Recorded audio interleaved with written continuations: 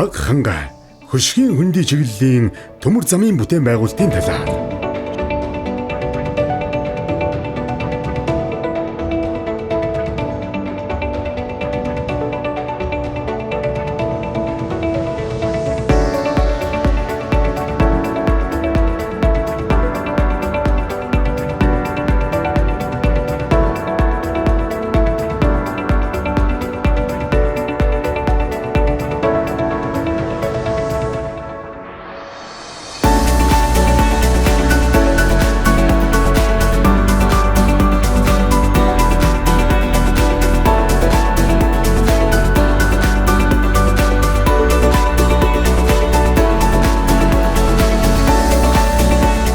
Бид нар БК3 дээр бааласт буулгах үйл ажиллагаатай танилцж байна.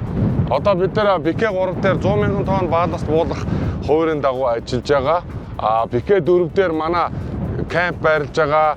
Цаашлаад зам төмөр буулгах, бетон дэрзуулах ажлууд хийгдээд явж байгаа. Яг одоо бид нар бол БК3-ийн бааласт буулгах үндсэн талбай дээр ирсэн ажиллаж байна.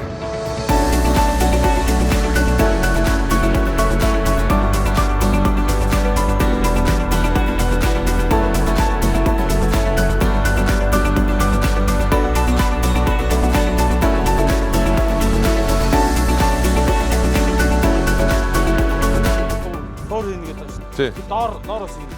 Энэ 6.1 дээрээ үргэлжлүүлээд хэдийг хийсэн байгаа. Одоо ингээ ийшээ чи 10 шүү дээ. Зам төмөр 28. Одоо дунд талд яагаад үлдсэн бэ гэхээр нөгөө ухамлч нь өргөн болж байгаа те нэмж өнчнээр. Тэр өргөн болцсон чинь зогссон байхгүй. Юу? Тэгээ тэр ухамл өргөдөгчөөч бид нар заавал хийх болчиход. Ухамлаасаа шалтгаалсан гэсэн үг.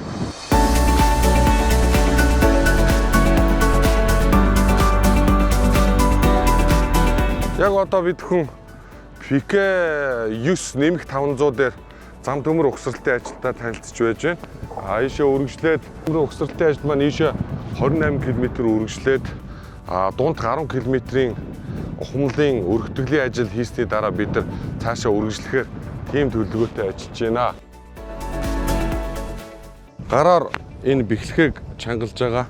Тун удахгүй бид нар англиас пандрол чангалагч буюу одоо энэний автомат машиныг авчлах юм бол одоо 20 хүн ажилладаг байдлыг 4 хүн рүү оруулна, 2 сар ажилладаг байдлыг 5 хоног руу оруулдаг юм ажлыг хөнгөвчлөх, хурдан болох тийм чиглэлийн багжнуудыг бол одоо эх 7 хоног гэхэд англи улсаас авчирж одоо пандрол чангалагчаа оруулахад ерөөхдөө бэлэн болчоод одоо яг газар дээр нь ажиллаж байна.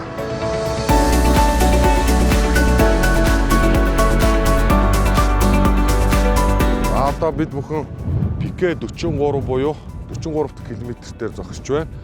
Гүүрэн байгууламжин дээрээ бид нар дэр бетоноо зуулж зам төмрөө угсрах ажлуудыг хийхээр ерхий төлөвлөгөөтэй ажиллаж байна. Ерхийдөө 2026 оны 9 сарын 1 гэхэд бид нар Бахан хөшгийн хөндөй чиглэлийн төмөр замын угсралтыг оруулах ерхий төлөвлөгөөтэй ажиллаж байгаа. Тэрнийхээ дагуу бид нар одоо яг энэ харагдж байгаа гүүрэн байгууламжин дээр дэр бетоноо зуулаад зам төмрөө угсрах тийм ерхий төлөвлөгөөний дагуу үндсэн ажлынхаа маршрутаар явж байна. За энэ хүү гүүр маань бол ер нь бол 176 метрийн урттай, за 22 метрийн өндөртэй. За ийм гүүр байгаа. За гүүрийн ажил бол үндсэндээ 90 гаруй хувийн гүйцэтгэлтэй ингэж явж байна.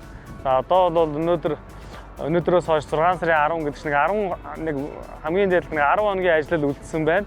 Тэгээ ингээд бол дээд бүтцийн угсралт хийхэд бол 100% бэлэн ингэж болох нэ.